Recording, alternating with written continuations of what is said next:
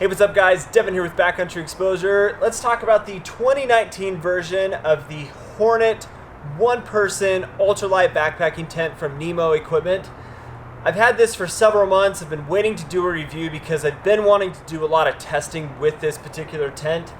And as you've noticed with the title of this video, I want to talk about the struggles of an ultralight tent and the struggles of ultralight in general, and what that might mean for your ultralight product in terms of a shelter system and how it might perform in different types of weather and that kind of scenario. Because what I've done is had this tent set up under a sprinkler as well as a full day of rain today, and you can see that the tendinier fly on this tent has more or less started to melt and really just stretched a lot.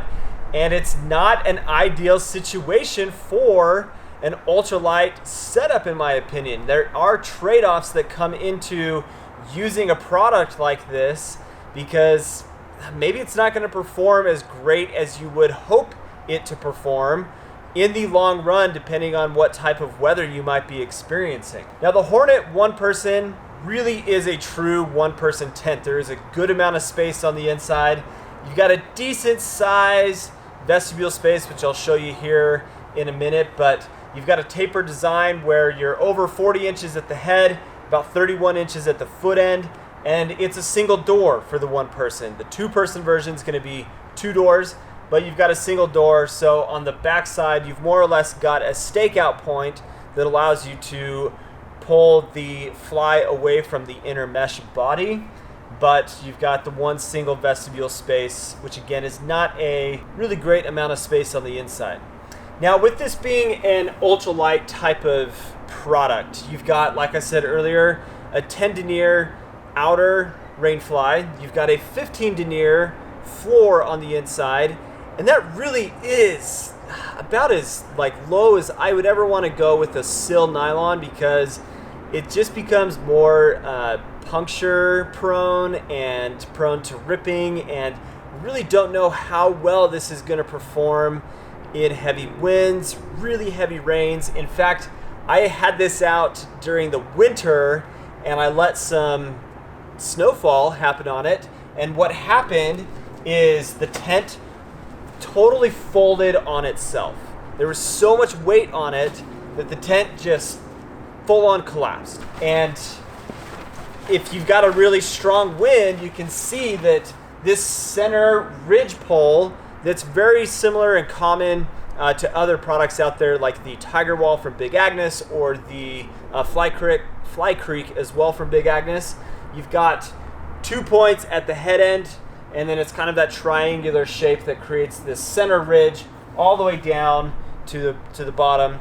And then here at the bottom or foot end of the tent, you've got these risers that allow for a boxed foot box or foot end of the tent, so that you have more space in the foot end of the tent, so that you're not having the mesh rub right against the bottom of your sleeping bag.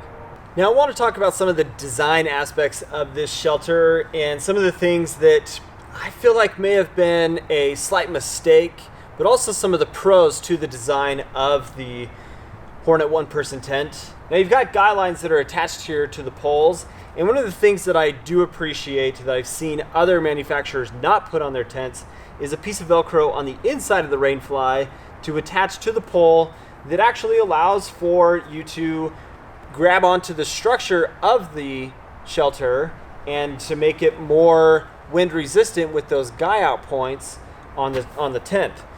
But know that the tent only comes with 6 stakes, and so I've got 4 on the corners, I've got 1 on the vestibule and 1 on the back side, and that makes 6. So for the additional guy out points, like I've got here on the head end of the rainfly as well as the foot end of the rainfly, I have to now purchase additional stakes to be able to more or less pitch what I would prefer as a full pitch for the shelter, to be able to pull this rainfly out away from the head end of the tent. And now that this shelter has been sitting in the rain, it's been wet for nearly 18 hours at this point, this bottom edge of the tent where this nylon is, again, this is a 15 denier floor that goes up pretty high. This is about 10 inches or so of bathtub floor, and you've got plenty of coverage here, so splashback isn't necessarily going to be an issue on this. But what I have noticed, and if you go onto the inside of the tent, this has wetted out. It is now totally soaked through on the inside of the shelter, and that could pose a problem because now you've got water on the inside soaking the gear on the inside of your tent. I would have preferred that Nemo didn't have this cutout right here and that they pulled the rainfly all the way down, and with this stakeout point you would have been able to pull this past the floor of the tent. Because this fabric is so light, maybe still keep the bathtub as high as it is, but make it so that you can really pull that water and push it off of hitting onto the head end of the inner tent. The other thing about it is there's no way to adjust the tension of this nylon strap right here. And the only places to tension and tighten up the shelter are on the vestibule, on the backside of the tent, and at the foot end.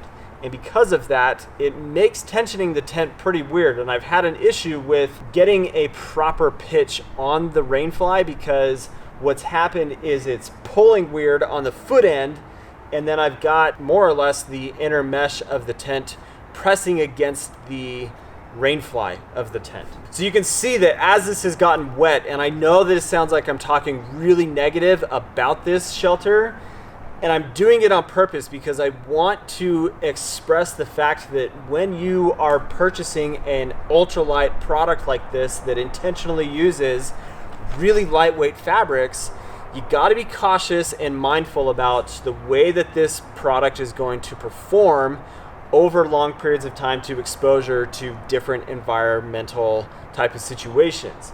This rainfly and the floor, although they are different deniers, they also only have a hydrostatic head of 1200 millimeter. That's not a lot, and that's the trade-off that you get when you get into an ultralight fabric like this, because you are now more prone to longer exposure in wet environments to this wetting out. Where with thicker fabric, like a 20 denier, 30 denier, you're gonna have a higher hydrostatic head that will allow you to sit out rain better. The nylon may not stretch as much. If you watch this time lapse that I took, you can see the fabric more or less just melt. It's pretty wild, and so you have to be cautious and mindful of what you're getting yourself into when you get into an ultralight setup like this. Now I want to look at the vestibule space and the inside of the tent here.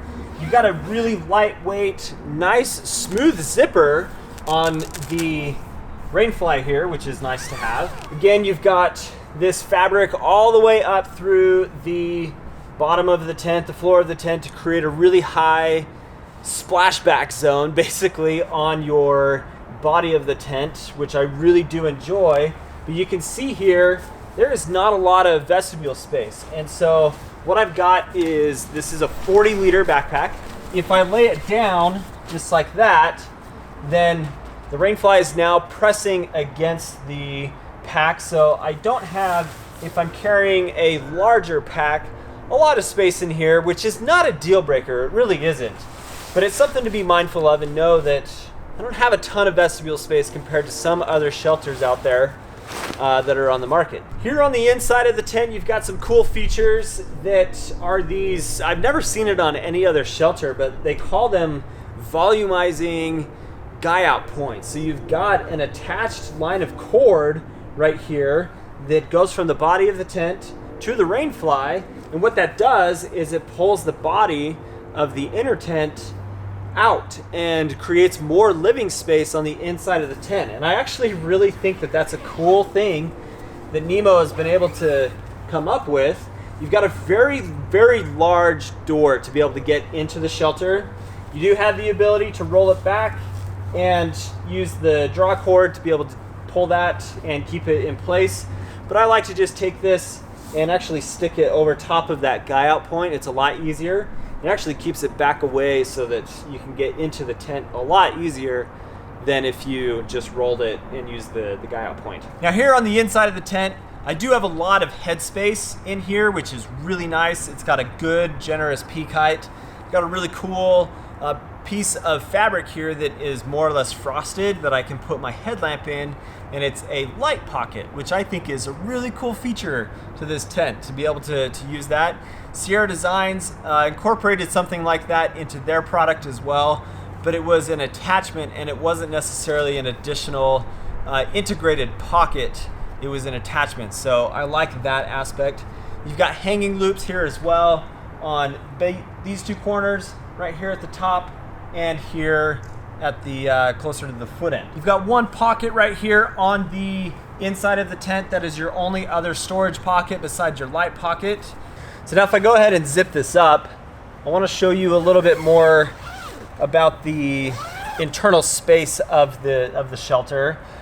If it wasn't for these guy outs on the outside of the tent to be able to pull the body away, then the internal living space would be way less comfortable than it is. And so that feature alone makes a big selling point on making a one-person tent more comfortable for longer trips. And if I have to sit out a storm, then I don't have to worry about how much space I have inside the tent.